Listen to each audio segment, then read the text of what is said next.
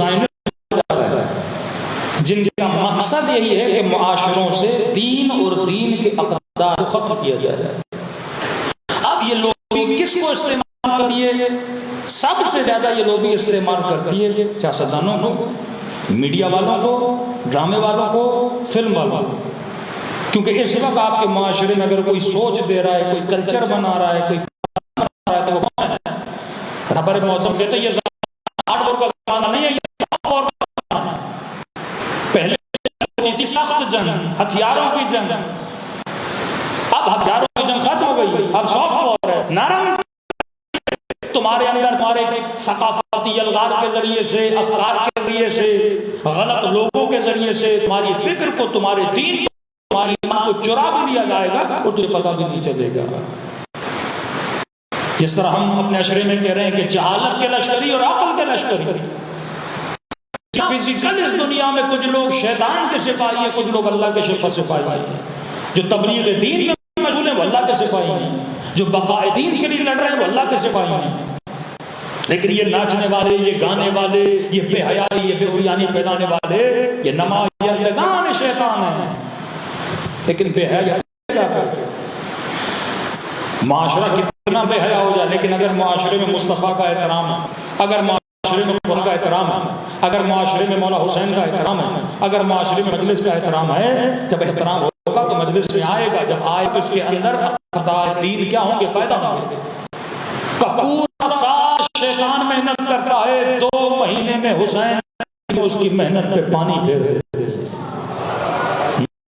یہ 2 مہینے جو مجالس ہیں، آپ کے جوانوں کے سافٹ ویئر امام حسین اپڈیٹ کرتے ہیں.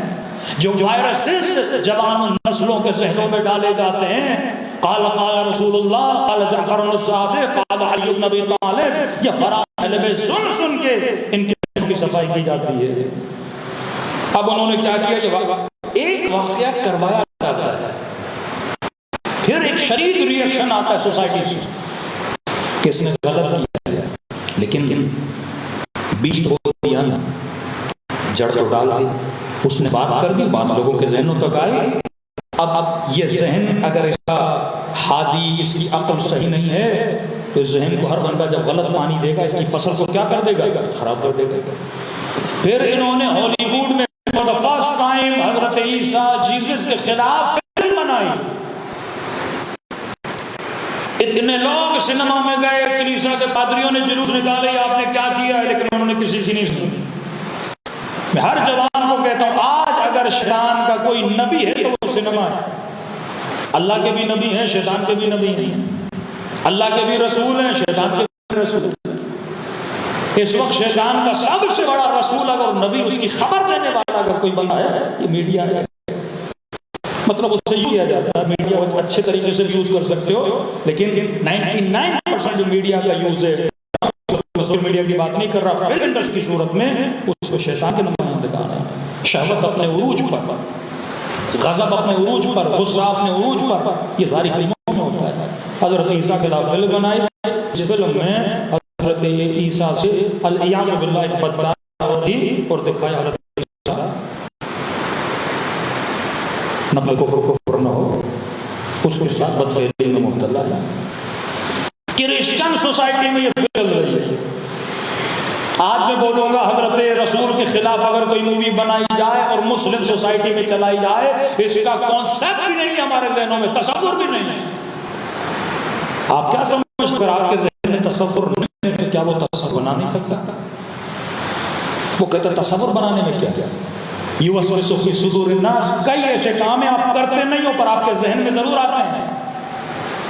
کئی ایسے گناہ ہیں آپ کرتے نہیں ہو پر آپ کے ذہن میں ضرور آتے ہیں. ضرورت نہیں ہوتی اس کو ظاہر کرنے کی. اس کا کام ہے لوگوں کے ذہنوں میں پڑے ہوئے وسوسوں کو سینما کی چادر پر، سینما کے پردے پہ لائے. جو آپ سوچتے ہو نا گندا، وہ گندا وہ دکھاتا ہے. جو خرافات آپ کے ذہن میں، وہ خرافات پر دکھاتا ہے. تھوڑا سا ریئیکشن آیا، پھر دوسری فلم بنائی، پھر حضرت سلیمان کے خلاف، پھر حضرت داؤد کے خلاف. اتنی غلاظت انبیاء اللہ کے خلاف. توریت میں تو پہلے غلاظت بھری ہوئی ہے نا، حضرت داؤد، حضرت سلیمان کے خلاف، کہ داؤد نے اللہ کے ساتھ کشتی کی سلیمان علیہ باللہ کسی لڑکی پہ علیہ باللہ عاشق ہو گئے، سپاہی تھا، اس سپاہی کو مروا دیا، پوری نسل انبیاء کو خراب کرنے کی کوشش کری گئی۔ ہر معاشرے میں علماء کا احترام ہوتا ہے، یہ آپ کو ہنٹس دے رہا ہوں کہ آپ سنیں۔ جب معاشرے میں علماء کی بے عزتی، بے وقاری، بے احترامی کروائی جاتی ہے، یا بعض اوقات بڑے سلجھے ہوئے لوگ یہ کام کرتے ہیں جس سے شیعہ قوم کو پاکستان میں بڑا نقصان ہوا، اس ٹاپک میں 8-9 مروں کو بات کروں گا۔ جب عزت معاشرے میں عالم کی ختم ہو جاتی ہے، دین کی ویلیو بھی ختم ہو جاتی ہے۔ پادریوں کے خلاف فلمیں بنائی گئی، کلیساؤں کے خلاف فلمیں بنائی گئی۔ آج اب ویسٹرن کلچر میں جائیں، بائبل کا کوئی احترام نہیں، کلیسا کا کوئی احترام نہیں، پادریوں کا کوئی احترام نہیں، کیونکہ انہوں نے دکھا دکھا کر لوگوں کے اندر سے ایک قبیح فعل کو نارملائز کر دیا کہ فرمایا آخری زمانے میں قبیح کو کبھی نہیں سمجھا جائے گا۔ آپ کے سامنے کوئی مثلاً خدا نخواستہ گالی دے، آپ پہلی بار بہت برا مانیں گے، دوبارہ گالی دے گا، تیسری بار گالی دے گا، 4 5 6 7 8 کے لیے وہ معاملہ نارمل ہو جائے گا۔ پہلی بار آپ کا بچہ آپ کے سامنے سگریٹ پی، آپ کو برا لگے گا، لیکن 10 بار اگر یہ کام کرے، فور دا فرسٹ ٹائم اگر کوئی خاتون ٹی وی پر آئے اور دوپٹہ نہ پہنے یا کچھ لباس گندا پہنے، آپ کو برا لگے گا۔ بھئی پاکستان ہے، اسلامی ملک ہے، اسلامی موویز میں ایسا گانا آ گیا، برا لگے گا۔ 1 بار دکھائیں گے، 2 بار دکھائیں گے، 3 بار دکھائیں گے، 4 بار دکھائیں گے، اب نارملائز ہو جائے گا۔ پہلے ایک آدمی کراچی مرتا تھا، ایک آدمی، پھر 2، پھر 3، پھر 7، پھر 1 9 لوگ ڈیلی مر رہے تھے، اور کراچی والا لاہور جاتا، لاہور والے کہ آپ کے شہر میں ڈیلی 9 لوگ مرے۔ ہم نے یہ کون سی بڑی بات ہے، ہمارے لیے تو روٹی بن گئی۔ اتنا معاشرے میں برائی کو انجام دو کہ برائی برائی نہ لگے، کبھی کبھی نہ لگے، کبھی کو نارملائز ہونا۔ تبھی سختی سے منع کیا گیا، تم نے کسی کا دیکھا بھی ہے نقل کرو، نقل کرنے سے برائی آتی ہے۔ کرتے ہوئے کسی کو شراب پیتے ہوئے، کسی کو تاری کرتے ہوئے دیکھا، نقل نہ کرو کہ معاشرہ برباد ہو جاتا ہے۔ خدا تیرے گناہوں چھپاتا ہے، تو بندوں کے گناہوں کو چھپا، وہ ستار العیوب ہے، تو ستار بنا۔ اب انہی ٹیکنیکس میں سے ایک ٹیکنیک یہ ہے کہ مسلمانوں کے شعائر کی احترام کی جائے۔ ان کو بھی پتا ہے مسلمان جلوس نکالیں گے، چلو 4 جلوس 5 جلوس، حکمرانوں میں تو ویسے ہی غیر کا ٹیکہ ہے ہی نہیں، وہ تو کچھ کریں گے نہیں۔ 4 تبلیغی جماعتیں، 4 دیندار لوگ جلوس نکالیں گے، پھر اپنے آفیسز مشغول ہو جائیں گے۔ پہلے کوئی تصور نہیں کر سکتا تھا خدا کا کوئی کارٹون بنائے، بہتران بھی کہہ رسول کرام، 1 بار 2 بار بنایا، 3 بنایا، 4 بار بنایا، اب آخر کیا ہوتا جائے گا، نارمل ہو جائے گا۔ بچوں کے ذہنوں میں، جوانوں کے ذہن میں آئے گا، اچھا رسول کا کارٹون بنانا مقدس پرورش۔ 2 بار اس کتاب کو جلائیں گے، 3 بار اس کتاب کو جلائیں گے۔ جب یہ کام بار بار ریپیٹ ہوگا تو کیا ہوگا؟ آپ کی نسلوں کے ذہنوں میں کتاب کا کیا ہو جائے گا؟ ختم ہو جائے گا۔ بھئی کتاب کتاب ہے، کتاب کتاب کی طرح جل گئی تو کیا ہوگا؟ اسی زائنس لوبی نے مسلمانوں کے اندر ایک فرقہ بنایا جو مقدسات کی توہین کرتا تھا۔ ایک ہی جڑ، ایک ہی رگ ہے۔ جس طرح کرسچنز میں پروٹیسٹنٹ کو بنایا گیا، کیتھولک تھے پروٹیسٹنٹ ہو گئے سارے، اکثریت پروٹیسٹنٹ کی ہے۔ Protest against the law of the God، اللہ کے قانون کے خلاف پروٹیسٹ کرو۔ یہ فیمنسٹ عورتیں یا فیمنزم کے ماننے والے جو روڈوں پہ نکلتے ہیں، دراصل یہ پروٹیسٹ ہوتا ہے اللہ کے قوانین کے خلاف۔ حجاب کیوں ہے؟ پروٹیسٹ کر رہے ہیں۔ مرد کے 2 حصے، عورت کا 1 حصہ کیوں ہے؟ پروٹیسٹ کر رہے ہیں۔ عورت کی 2 گواہیاں، مرد کی 1 گواہی کیوں ہے؟ پروٹیسٹ کر رہے ہیں۔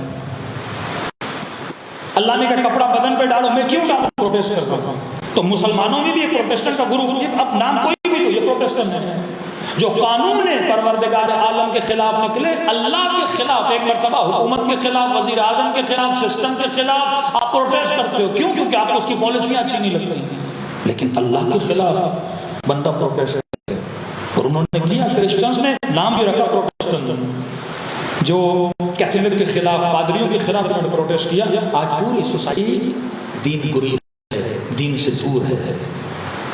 اسی طرح آپ کے اندر، آپ کی نسلوں کے اندر احترام، مسلمانوں کے اندر فرقہ بنایا، امام باقر کا دشمن، علم کا دشمن، تاج کا دشمن، پرچم حسین کا دشمن، علم کے نیچے گزرو نکاح باطل ہو جائے گا، حسین کے نام کو دیکھو گے یہ ہو جائے گا، مزارات پہ جاؤ گے یہ ہو جائے گا، نبی کی قبر کی طرف سلام کرو گے تو یہ بدعت، ایسا فرقہ۔ قرآن کی ان کیا بھی کوئی عزت و احترام نہیں ہے، پاؤں پہ رکھ کے قرآن پڑھ رہے ہوتے ہیں، سوتے ہیں تو پاؤں نبی کی قبر کی طرف کرتے ہیں۔ بے ادبی اور جب معاشرے میں پیدا ہوتی ہے، وہ معاشرہ بڑی آسانی سے سیکولر بن جاتا ہے، لبرل بن جاتا ہے۔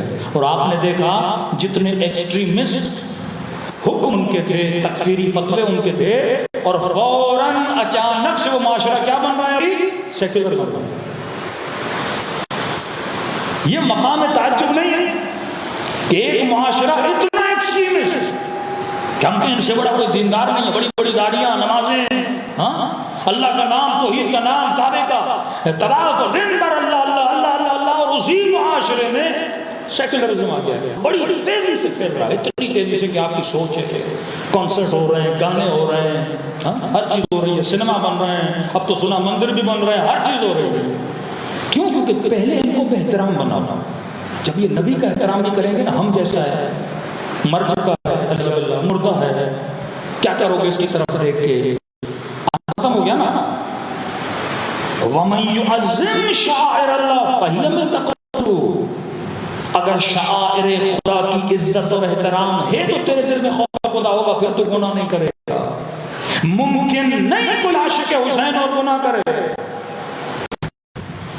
ممکن نہیں کوئی عاشق علی اور گناہ کرے۔ ایک عالم دین اس کا گلا کاٹا تھا، 4-5 سالوں کے لیے ایران ایمبیسی بند کر دی، 4-5 سال۔ نمر جانی نہیں تھا، موت العالم موت العالم ہوتا ہے۔ تو ہمارے علماء کا احترام نہیں کرے گا کسی بھی فرقے کا۔ ہمارے یہاں بعض اداروں کے ذہن میں یہ وہم ہے کہ پتہ نہیں پاکستانی شیعہ کو ایران پرست، یہاں کوئی ایران پرستی نہیں ہے۔ ہمارے یہاں علماء کی ایک قدر ہے، پورا عراق آیت اللہ سستانی کی سنتا ہے۔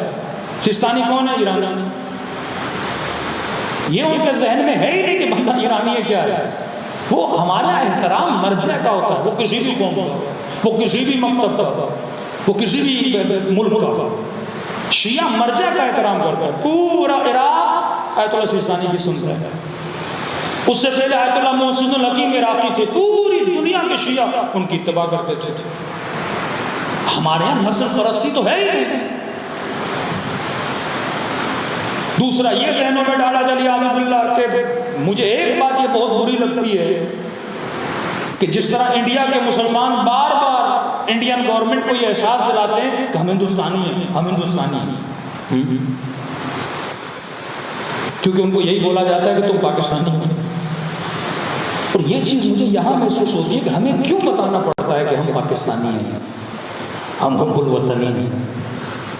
ہر قوم کا ایک جین ہوتا ہے۔ آپ پوری دنیا میں جہاں جہاں شیعہ رہتے ہیں ان کا جین چیک کر لو، پوری دنیا میں شیعہ جہاں بھی ہے وہ نیشنلسٹ ہے، کہیں بھی چلے جاؤ۔ ایرانی شیعہ بے انتہا اپنے وطن سے محبت کرتا ہے، عراقی شیعہ بے انتہا اپنے وطن سے محبت کرتا ہے، لبنانی شیعہ بے انتہا اپنے وطن سے محبت کرتا ہے۔ عراق کا سنی اتنی عراق سے محبت نہیں کرتا، لبنان کا سنی اور کرسچن اتنی لبنان سے محبت نہیں کرتا، کیونکہ جتنی جانیں لبنانیوں نے عراق لبنان کے بچانے کے لیے دی ہیں کسی اور لبنانی نے نہیں دی ہیں، جتنی جانیں شیعہ عراقیوں نے عراق کے بچانے کے لیے دی ہیں کسی اور شیعہ نے نہیں دی۔ آذربائیجان کا شیعہ جتنی آذربائیجان سے محبت کرتا ہے وہاں کا کوئی اور مکتب والا نہیں کرتا۔ تو شیعہ کسی بھی ملک کا ہو وہ اپنے وطن کا عاشق ہوتا ہے، کیونکہ یہ درس ہمیں کس نے دیا ہے؟ امام حسین نے دیا۔ آپ ایک فرقہ ایک جگہ پہ شیعہ نہیں دکھا سکتے جنہوں نے اپنے وطن کے ساتھ بغاوت کی، اب وہ چاہے شیعہ انڈیا کا ہو، انڈین شیعہ بھی ہندوستان سے محبت کرتا ہے، کیونکہ یہ چیز فرش اعلیٰ سے ملتی ہے کہ جس مٹی پہ رہتے ہو اس مٹی سے بغاوت نہ کیا کرو۔ اگر مراجع سے عشق ہے، آغا خامنئی سے عشق ہے، آغا سیستانی سے عشق ہے، یہ ہمارا ایک مکتبی مسئلہ ہے، مرجع کہیں کا بھی ہو۔ عراقیوں میں کیوں تعصب نہیں سیستانی ایرانی، ہم کیوں سنے پورے عراق کی پالیسی آغا سیستانی بناتے ہیں؟ مرجع ہے نا، مرجع کی بات مانی جاتی ہے۔ یہی تو قوت، یہی تو قدرت، یہی تو ہمارے انسجام کی طاقت ہے جو اہل بیت نے دیا۔ نسب پرستی ہمارے یہاں ہے ہی نہیں۔ امام بچپن میں بھی امام بنے، ہمارا امام ہے۔ ہمارے یہاں معیار تقویٰ، ہمارے یہاں معیار تہذیب، ہمارے یہاں معیار کلام معصومین ہے۔ تو دشمن کی یہ سازش شروع سے رہی ہے کہ آپ کی نسلوں کو، کیونکہ یہ پورا پلان ہے کہ مسلمانوں کو سیکولر بنایا جائے۔ اب وہ وہابیت کو کلوز کرنے کا ٹائم آ گیا۔ اب ایکسٹریمسٹ مسلمان کے جتنے گروہ ہیں ان کو بند کرنے کا پیغام آ دیا ہے، جتنے بھی ایکسٹریمسٹ گروپس ہیں ان کو بند کرو۔ اب ان کے جتنے بھی فنکشنز ہیں یا تہوار ہیں یا رسومات ہیں ان کو فیسٹیول کا نام دو، وہ بیداری ختم کر دو، کیونکہ آپ کو نہیں پتا کہ آپ کے جلوس، آپ کی عزاداریاں دشمن کے لیے کتنا خطرہ رکھتی ہیں۔ واللہ اگر قوم نظریاتی کی جائیں ان جلوسوں سے کیا کچھ نہیں ہو سکتا۔ 35 ایئر صدام عراق میرا جلوس نہیں نکلنے دیتا تھا، کیوں؟ اب اسے پتا تھا کہ ایک سیاسی پارٹی جلسہ بھی کرے کروڑوں روپے خرچ کرنے پڑتے ہیں لوگوں کو جمع کرنے کے لیے۔ یہ بھی افسوس کا مقام ہے، آج کل مجالس بھی سیاسی جلسوں کی شکل اختیار کر گئی ہے۔ میرے مولوی کا رش کتنا ہے، تیرے مولوی کا رش کتنا ہے، یہ معیار تھوڑی ہے، نمبر بازیاں ہو رہی ہیں۔ کوئی پارٹی پیسے خرچ کر کے بھی بڑی مشکل سے 2 لاکھ 4 لاکھ لوگ جمع کرتی ہے۔ یہاں عاشورہ کا دن آتا ہے، حسین کے نام پہ بچے بوڑھے سب باہر نکل آتے ہیں۔ یہ کس قوم کے پاس یہ جذبہ ہے مجھے بتائیے؟ پوری دنیا میں، پوری دنیا میں کون سی قوم ہے جو اپنے اتنے لوگ باہر نکالا؟ یہ ٹریننگ تھی مکتب اہل بیت میں، تاکہ اپنے حق کے لیے بندہ باہر نکلنے کا جذبہ رکھے۔ کسی اور کو نکالنا بڑا مشکل ہے، لیکن شیعوں کو تو ٹریننگ ہے۔ لوگ 3 دن کا دھرنا نہیں دے پاتے، شیعوں کو کیا ہے، دھرنا دیں گے، نوحیں پڑھتے رہیں گے، مولا کا نام لیتے رہیں گے۔ ہمارے تو بچے کو ٹریننگ ہے نا باہر نکلنے کی۔ اس چیز سے بڑا خطرہ ہے۔ کہتا ٹھیک ہے جلوس نکلے لیکن اس کو اینگل نہ ملے۔ صدام کہتا تھا اگر یہ جلوس نکلے اور سب نے میرے خلاف آواز اٹھانا بلند کر دی، وہ کہتا تھا یزید پہ لعنت کرو، میرا نام نہیں لیں گے۔ یہ مت کہنا کہ میں آج کا یزید ہوں، اب پرانے والے یزید سے مجھے کوئی مسئلہ نہیں، نئے یزید کا نام نہیں لو۔ ہاں ہم بھی حسین کا احترام کرتے ہیں، ہم بھی حسین کا احترام کرتے ہیں کہتے ہیں، لیکن نیا لیڈر ہمیں نہ دکھانا، کیونکہ اتنے بڑے مجمع کو اگر کوئی لیڈ کرنے آ گیا تو مجمع کو کہیں بھی لے جا سکتا ہے۔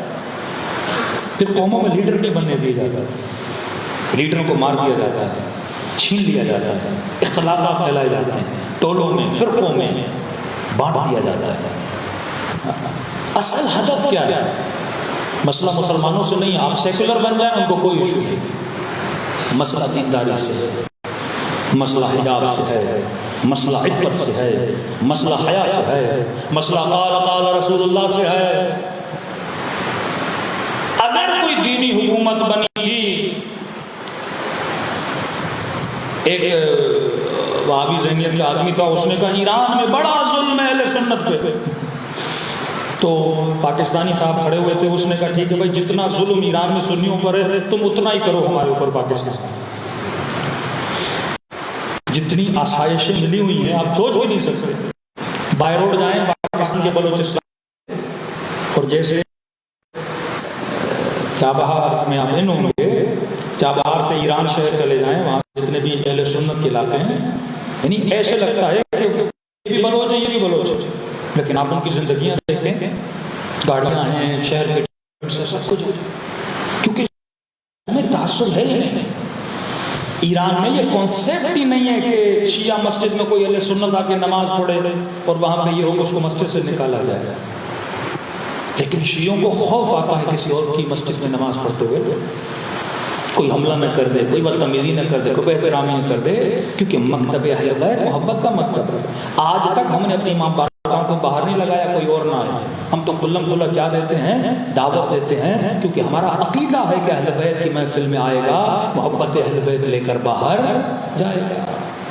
شیعہ اتنے تھے نہیں، کس طرح بڑھے؟ انہی مجالس امام حسین سے۔ تو مجالس کا ایک مقصد ہے شعائر اللہ کا احترام کرنا اپنی نسلوں کے دلوں میں، اور یہ امام حسین نے اہتمام کیا کہ پورا سال دشمن کبھی قرآن جلاتا ہے، کبھی کارٹون بناتا ہے، کبھی دین کی توہین کرتا ہے، تو اپنے بچوں کو فرش عزائے امام حسین پر لاؤ اور ان کے دلوں میں قرآن کا تقدس، اہل بیت کا تقدس اور شاعر اللہ کا تقدس بھرو، تاکہ یہ قومیں اور نسل دیندار بھی بنے اور دشمن سے لڑنے کے ان کے اندر جذبہ بھی پیدا ہو۔ صلوات پڑھے محمد و آل محمد۔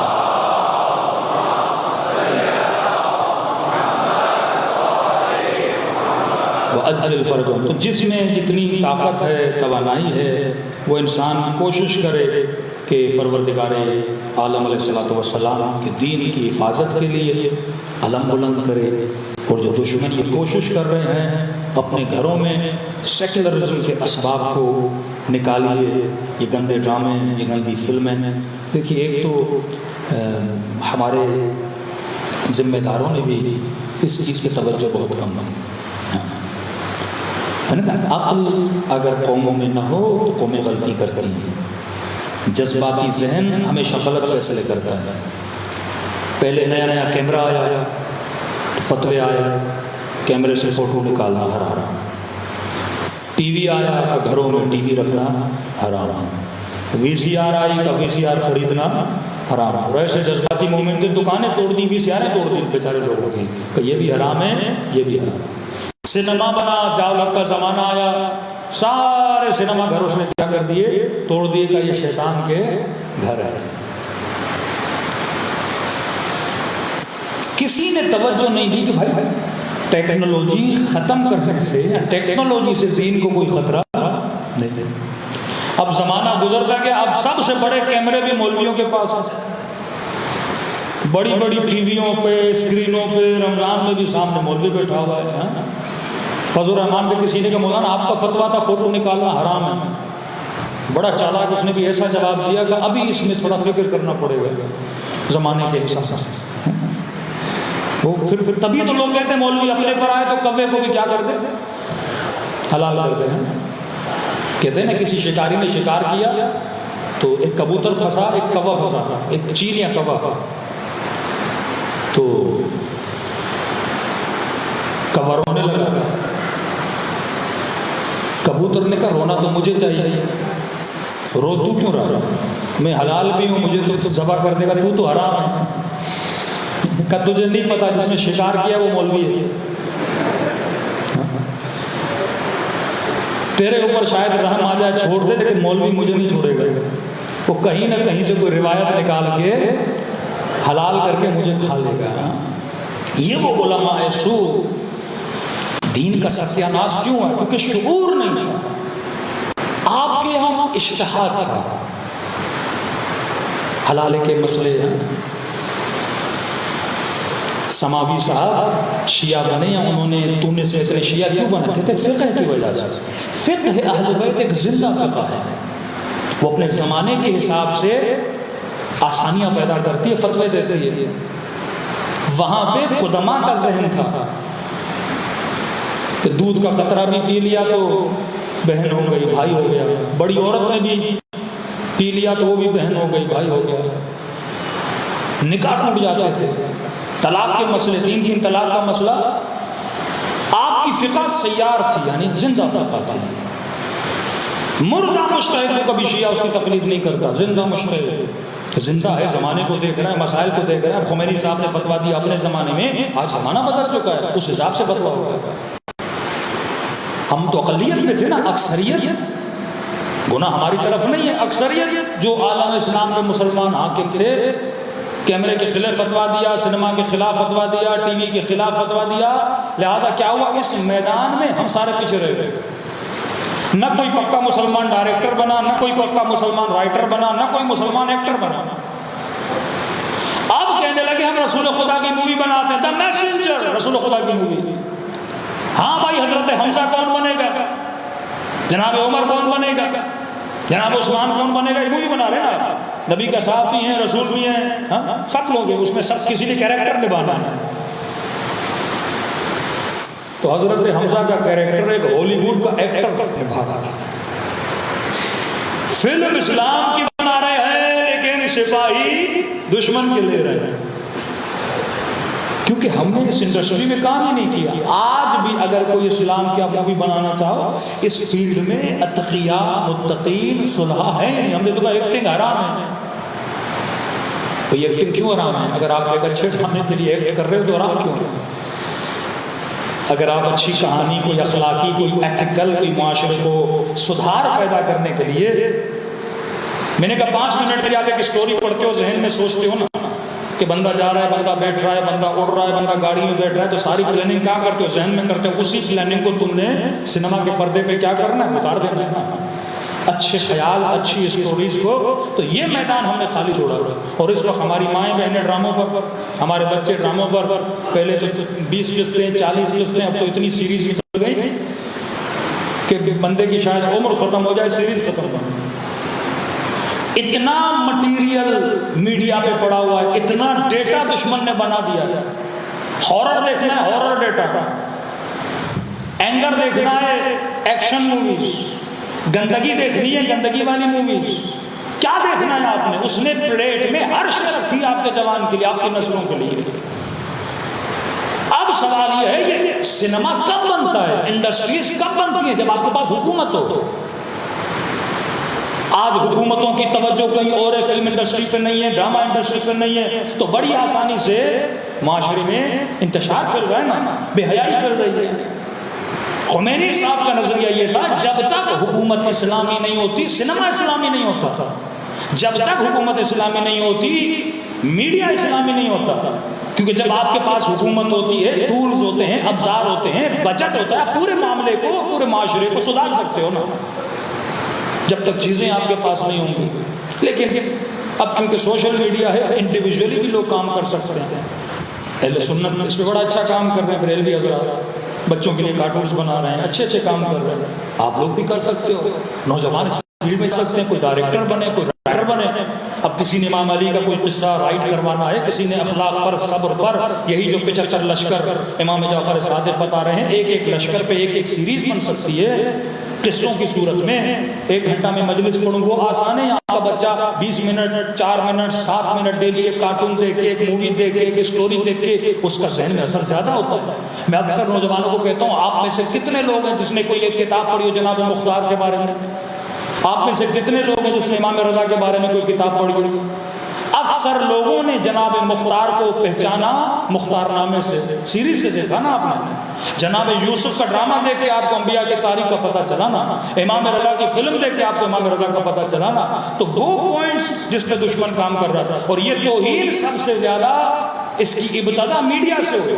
پہلے وہ دکھاتے ہیں، دکھانے کے بعد آپ کے ذہن میں کبھی نہیں رہتا، احترام ختم ہو جاتا ہے۔ جب بندہ بے احترام بنتا ہے تو بڑی آسانی سے بے دین بنتا ہے۔ اکثر ہمارے وہ لوگ جو ویسٹرن ورلڈ میں ٹرانسفر ہو گئے ہیں، ان کے بچے وہاں رہ رہے ہیں، بڑی آسانی سے ان کے بچے دین کے مخالف بن جاتے ہیں۔ کیوں؟ کیونکہ وہاں دین کا اتنا ادب نہیں ہے، والدین کا اتنا ادب نہیں ہے، ماں کا اتنا احترام نہیں ہے۔ تو یہ بھی اللہ کا شکر ہے کہ پاکستان میں ہو، اس سوسائٹی میں ہو، مجلس امام حسین میں آئے ہو، اور یہاں ہمیں ادب کا درس دیا جاتا ہے۔ صلوات پڑھے محمد و آل محمد۔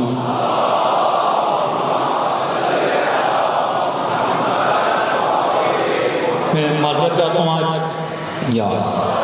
کیونکہ قرآن سوزی کا واقعہ ہوا تھا، تو اس پہ کیونکہ کوئی بھی واقعہ ہوتا ہے اس کے پیچھے بہت بڑی سازش ہوتی ہے، سائیکولوجیکلی آپ کے ذہنوں کے ساتھ کھیلتے ہیں، اور ان کو پتہ ہے وہ کیا کر رہے ہیں۔ تو اس کے مد مقابل واقعہ ہمارے یہاں بھی عظمت قرآن، عظمت اہل بیت علیہ الصلوۃ والسلام پہ بار بار اپنے بچوں کو بتایا جائے۔ حبیب ابن مظاہر 24 گھنٹے میں ایک مرتبہ پورا قرآن پڑھتے تھے، 24 گھنٹے۔ امام حسین کے لیے مشہور ہے کہ تقریباً 300 آیتیں، کتنی آیتیں امام حسین پڑھا کرتے تھے۔ مولا علی کے لیے تو مشہور ہے، امام خمینی کے لیے مشہور ہے، جب بھی وقت ملتا تھا جیب سے قرآن نکالتے تھے، قرآن پڑھتے تھے۔ اپنے بچوں کو قرآن سے اونس دلاؤ، صرف تجوید کی کلاس میں نہ بھیجو، یہ بھی سکھاؤ، تھوڑا بہت ترجمہ، تھوڑی بہت تفسیر۔ آپ قراتی کی تفسیر بہت بہترین تفسیر ہے، تفسیر نور، عوامانہ تفسیر ہے، ڈیلی ایک آیت 2 آیتیں، ماں بیٹی باپ یا آپس میں بیٹھ گئے 4-5 لوگ، چلو جمعے کے دن ایک دن مختص کر لو کہ جمعے کے دن ہم قرآن کی 5 آیتیں پڑھیں گے، آدھا صفحہ پڑھیں گے۔ یہ روٹین جب آپ کی زندگی میں بن جائے گی نا تو زندگی میں نور بھی آئے گا، بیماریاں بھی دور ہوں گی، گھروں میں رحمتیں بھی نازل ہوں گی۔ ہم نے قرآن رکھا ہے کس کے لیے؟ رمضان کے لیے۔ امام حسین رکھا ہے ہم نے محرم کے لیے، مہینے سجائے ہوئے نا، اور دسمبر کا مہینہ نیو ایئر آتا ہے، وہ ناچ گانے کا مہینہ آ جاتا ہے۔ ایسے نہ کریں، ہر سال مومن کا، ہر دن مومن کا اطاعت خدا میں گزرے، محبت اہل بیت میں گزرے، کیونکہ رسول نے کہا انی تارک فیکم الثقلین، کتاب اللہ و عترتی اہل بیتی، میں 2 چیزیں چھوڑے جا رہا ہوں، ایک اللہ کی کتاب ہے، دوسرا محمد اور آل محمد کا نور ہے۔ صلوات پڑھے محمد و آل محمد۔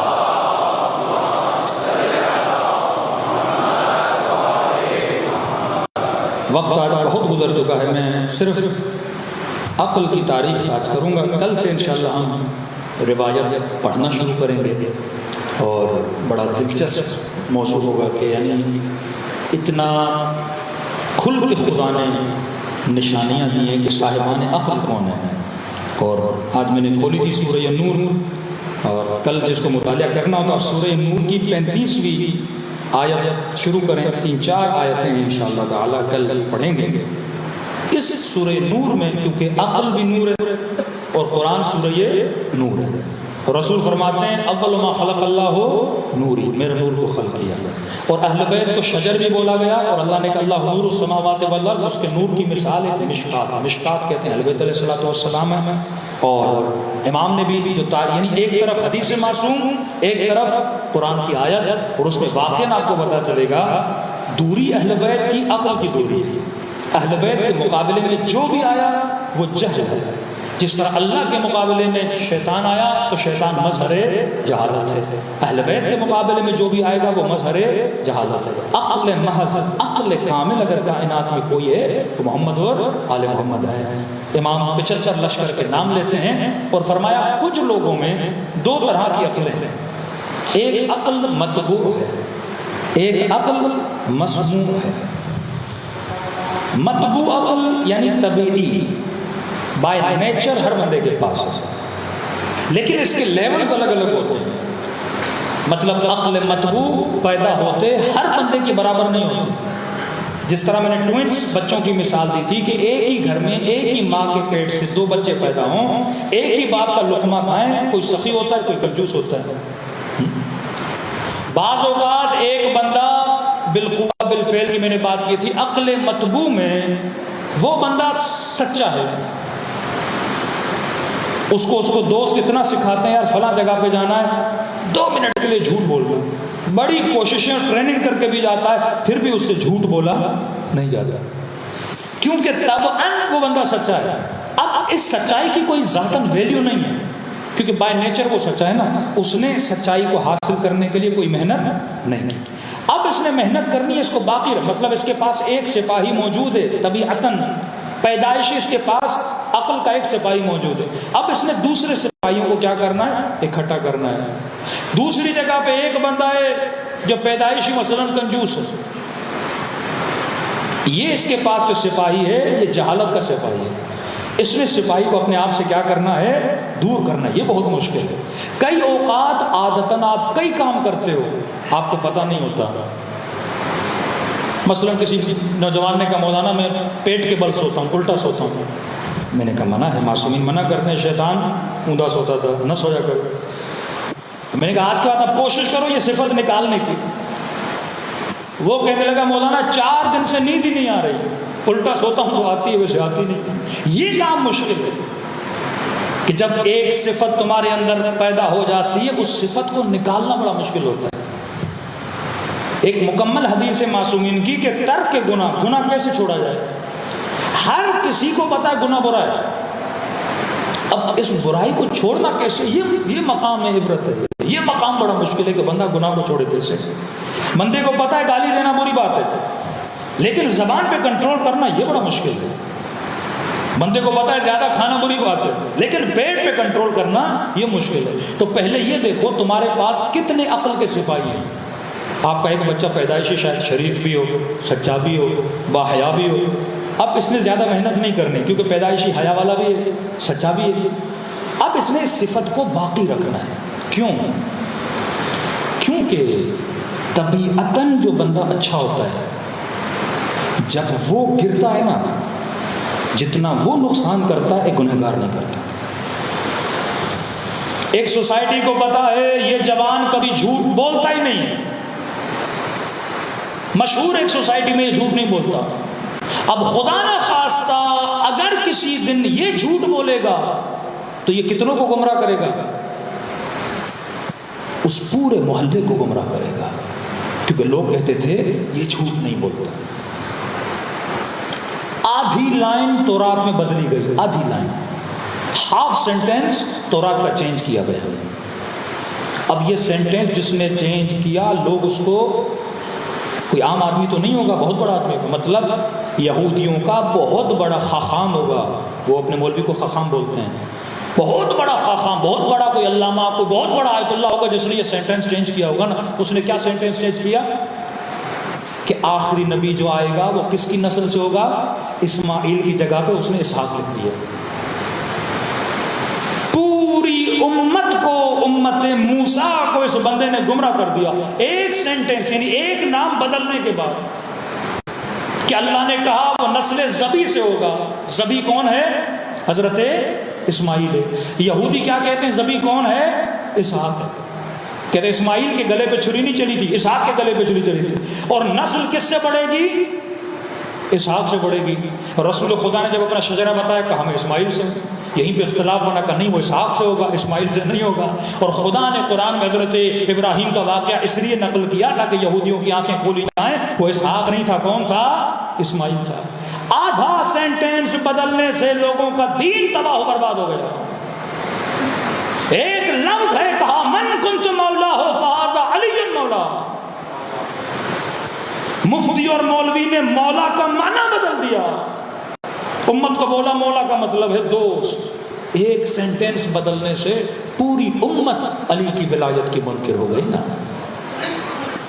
یہ کون بول رہا ہے؟ عام آدمی نہیں. یہ جعل حدیث کا کام مجھ سے اور آپ سے نہیں کروایا جائے گا، بڑے بڑوں سے کروایا جائے گا. ایام فاطمہ میرا خمسہ ہے جس میں 3 یہودیوں کا میں نے ذکر کیا جو مسلمان بنے. ابو ہریرہ، کعب الاحبار، ایک اور بندہ، یہ پہلے یہودی تھے بعد میں مسلمان بنے. امام خمینی ابو ہریرہ کے حوالے سے پہلے سنت امام ابو ہریرہ بولتے ہیں نا، صحابی رسول. امام خمینی سخت ترین نقاد تھے ابو ہریرہ. جب حکومت اسلامی آئی انہوں نے کہا جو مولوی ابو ہریرہ جیسے ہیں ایران میں ان کے سروں سے امامے اتارے جائیں، کیونکہ ہمارا عقیدہ ہے کہ حدیثوں میں رد و بدل کیا گیا ہے. اس پہ ایک پورا باب ہے، پورا ایک اختلافی بحث ہے جعل احادیث کے اعتبار سے.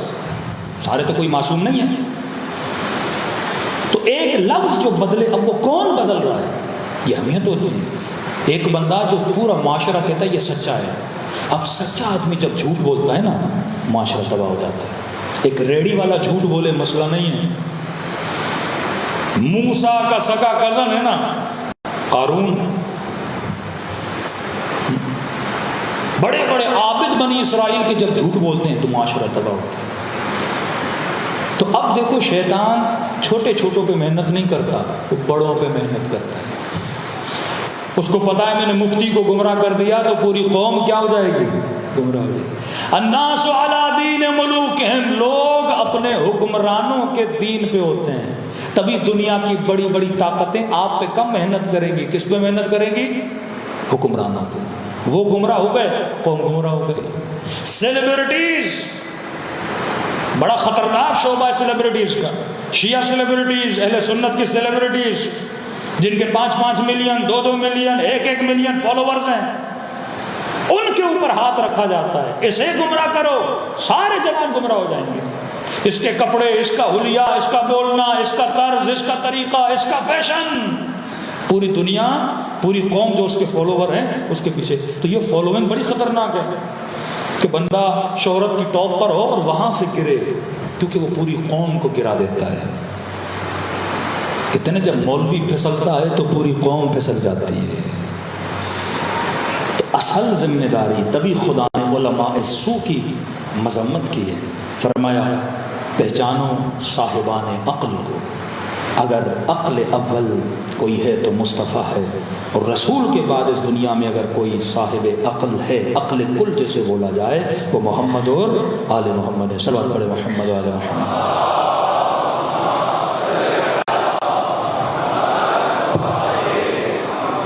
بارہ دیگر صلوات پڑھے.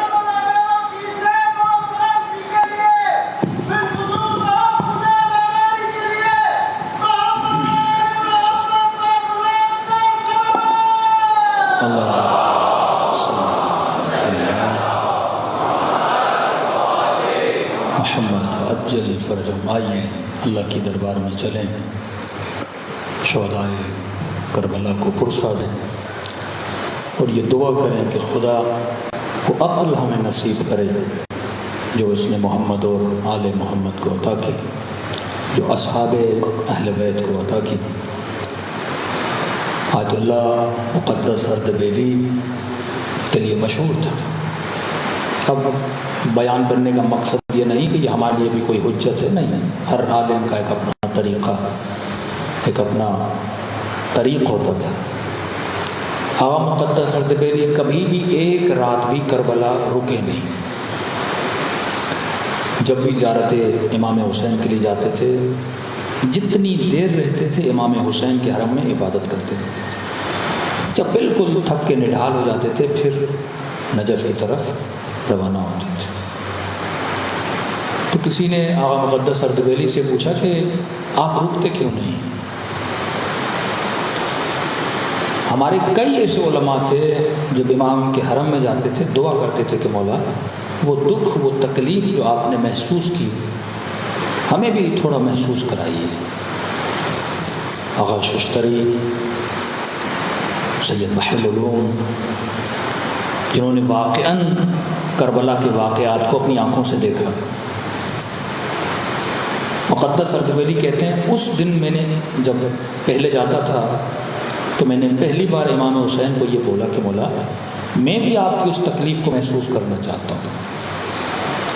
تو فرماتے وہ میری زندگی کی آخری رات تھی کربلا میں کہ جب میں اس رات کو سویا تو میں نے اپنے کانوں سے بی بی زینب کے رونے کی آوازیں سنی. کہتا ہے وہ درد تھا سیدہ زینب کے رونے میں کہ اگر خدا کا حوصلہ نہ ہوتا تو شاید مقدس اردبیلی کا کلیجہ پھٹ جاتا. کہتا ہے اس دن کے بعد میں کربلا میں کبھی رکا نہیں. 2-3 جوان، ایک آئیسو کا جوان تھا، کہہ رہے تھے مولانا جب کیمپ لگتا تھا شروع میں بڑے تبلیغی کیمپ ہوتے تھے تو کہہ لیں دعائے کمیل چل رہی تھی. دعائے کمیل کے بعد مولانا جیسے میں سو گیا، بہت رویا امام حسین کے مصائب پر. میں نے خواب کے عالم میں دیکھا کہ میرا بدن گویا سرزمین کربلا پہ پڑا ہوا ہے اور گویا میں شہدائے کربلا میں سے ہوں. اب کہتے ہیں بدن پڑا ہوا تھا لیکن اٹھنے کی طاقت نہیں تھی، آنکھوں سے دیکھ رہا تھا کہ ظالم امام حسین پہ تیر پھینک رہے تھے. کہتے ہیں وہ کیفیت میری خواب میں ہوگی. اس کے دوست کہتے ہیں 10 لوگ اس کو پکڑنے والے تھے لیکن اس کے بدن میں اتنی طاقت اور جنبش آ گئی تھی کہ گویا میرا دل پھٹ جاتا. اب کہہ رہے جب گھوڑے دوڑے نا تو میں نے محسوس کیا کہ گھوڑے میرے بدن سے دوڑ گئے. ایون ان کی ٹانپیں جب میرے سینے پہ پڑی میں نے وہ تکلیف بھی محسوس کی. پھر میں سوچ رہا تھا کہ جب یہ امام حسین کے بدن سے دوڑائے گئے ہوں گے تو امام حسین پہ کیا گزری ہوگی. تو اس لئی نے کہا نا کہ ابن صاحب جب میں نے حسین کے بدن پہ گھوڑے دوڑائے، کیونکہ عربوں کے یہاں 2 گھوڑے ہوتے تھے، ایک جنگ کے لیے، ایک لاشوں کو پامال کرنے کے لیے. جب لاشوں کو پامال کرنا چاہا تو وہ گھوڑے لائے گئے، وزنی گھوڑے ہوتے تھے، پاؤں میں سم لگائے جاتے تھے. تو فخر سے کہنے لگا ابن صاحب جب میں نے گھوڑے دوڑائے تو میں نے کانوں سے حسین کی پسلیوں کے ٹوٹنے کی آوازیں سنی.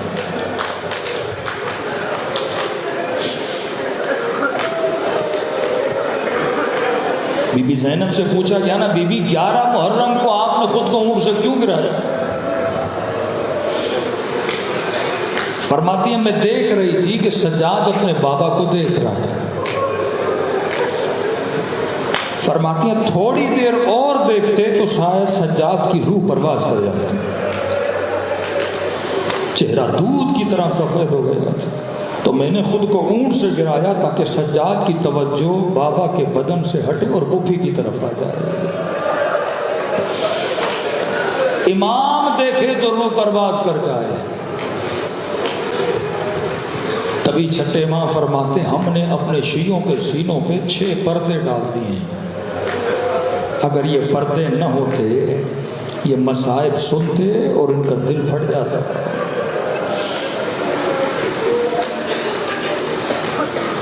دلوں کو کربلا لے جائیں. آج یہ راتیں گزر جائیں گی، 1 ہفتے کے بعد عاشورہ بھی ختم. جتنا رزق لے سکتے ہیں ان 10 دنوں میں اہل بیت کے در، اہل بیت کے سفرے سے حاصل کریں. ایسے سلام کریں جیسے سیدہ زینب نے بھائی کو کیا، ایسے سلام کریں جیسے جناب جابر نے کیا.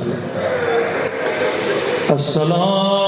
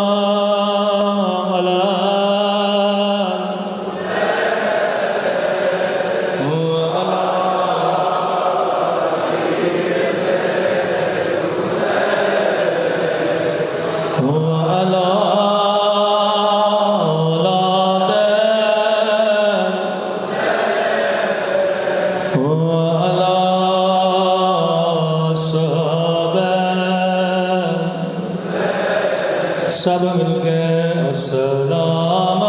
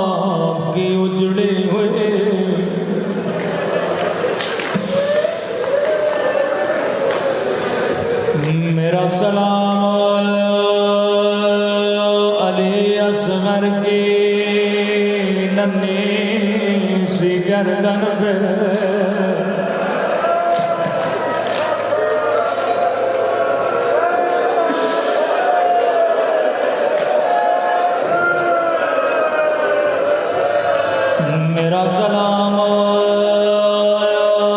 علی اکبر کے چھلنی سینے پہ،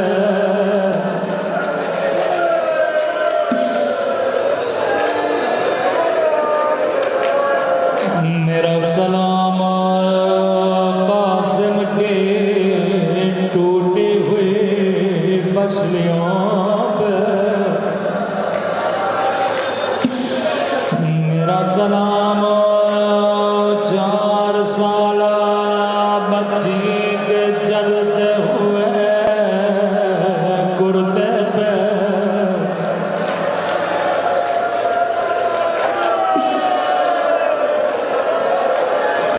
میرا سلام مسلم کے زخمی بدن پہ،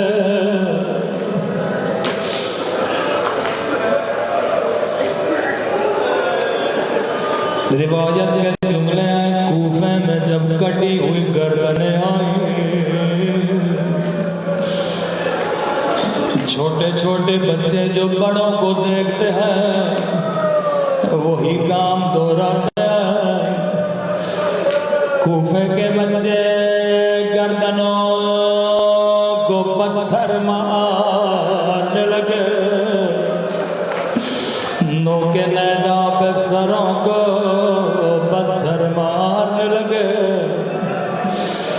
ایک چھوٹے بچے نے پتھر اٹھایا، امام حسین کو مارنا چاہا، ایک کٹی ہوئی گردن سے آواز آئی، میرے لال نہ مار، یہ تیرا مولا ہے۔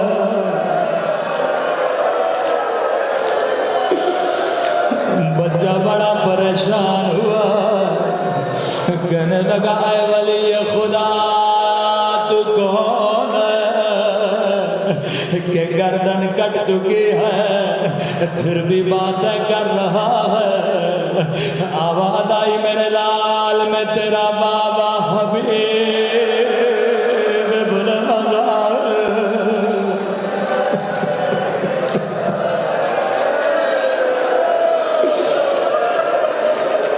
جلدی گھر جاؤ، اماں کو بلاؤ، کہو گھر سے چادر لے کے آئے، زہرا کی بچیاں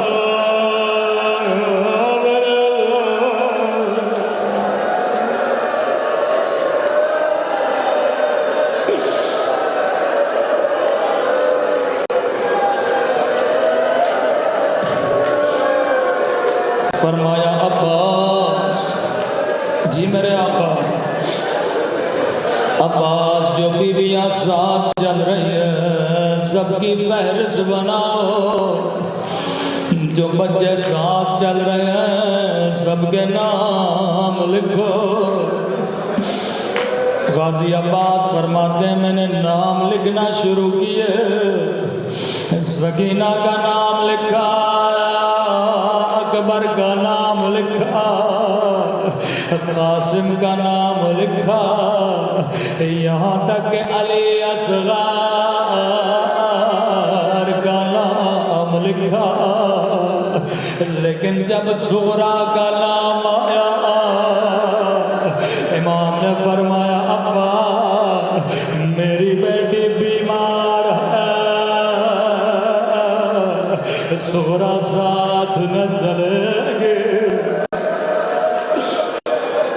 عباس بیویوں کو کہو گھر کی چابیاں صغرا کے حوالے کرے، میری بیٹی بیمار ہے، چارپائی سین میں رکھ لیں، ایک ایک بیوی کو کہو صغرا سے خدا حافظ کرے۔ یہ بچی سین میں بیٹھ گئے، ایک ایک بیوی آتی تھی چابیاں صغرا کے حوالے کرتی تھی، سینے سے لگا کے کہتی تھی خدا حافظ صغرا۔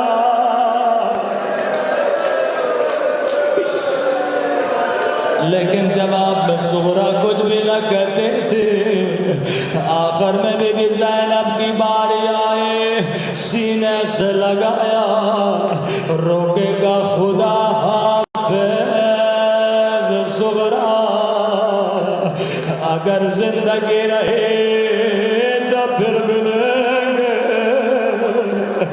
راوی کہتا سغرا نے دونوں بائیں پھوپھی کے گلے میں ڈالے, رو کے کہنے لگی پھوپھی اماں میں سمجھ گئے میرا بابا واپس نہیں آئے گا. پھوپھی اماں میں یتیم ہو گئے, میں سمجھ گئی میرا اکبر واپس نہیں آئے گا.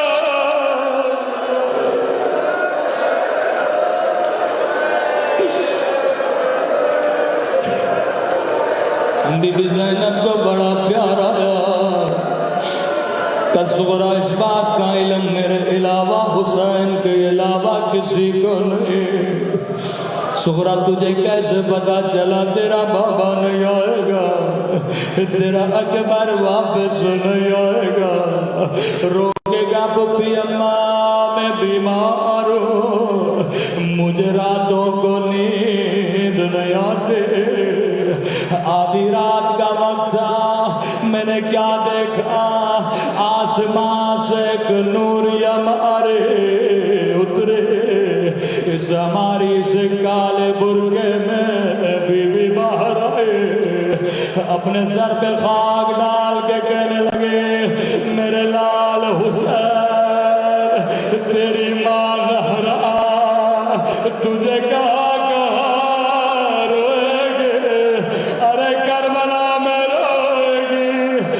شام کے بازار میں یا کوفہ کے بازار میں.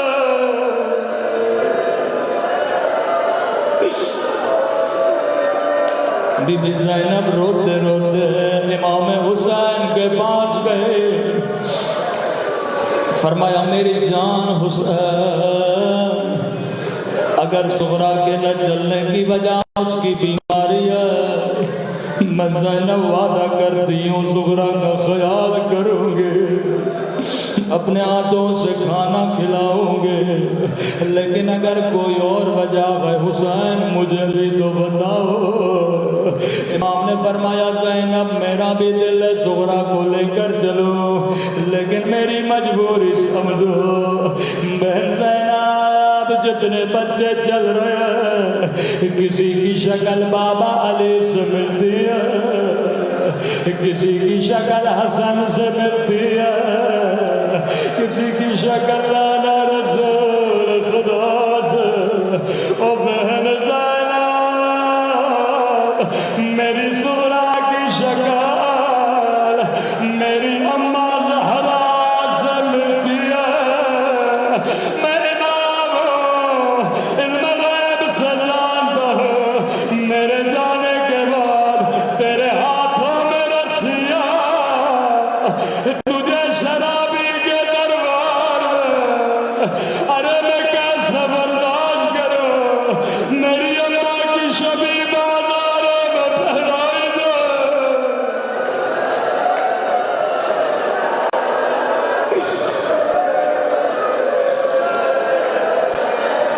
میرے اماں کی شبی درباروں میں پھیلائی دے.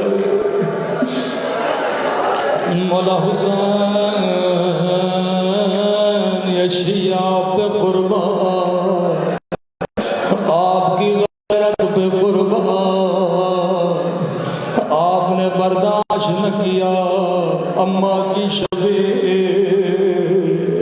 پہ کوئی آ جائے. اللہ جانے حسن نے کیسے برداشت کیا. جب نظروں کے سامنے ایک بند گلی میں ظالم نے زہرا کو تماچا مارا.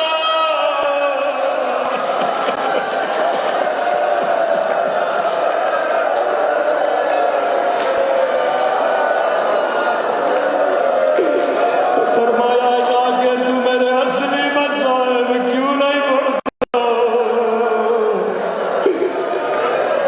مولا آپ کے اصلی مصائب کہاں ہے؟ رو کے کہنے لگے مدینے کی ایک گلی تھے، اس گلی میں چلتا ہوا دروازہ تھا، میں چھوٹا تھا، فریادیں کر رہا تھا، کوئی آئے میری اماں کو بچا لے۔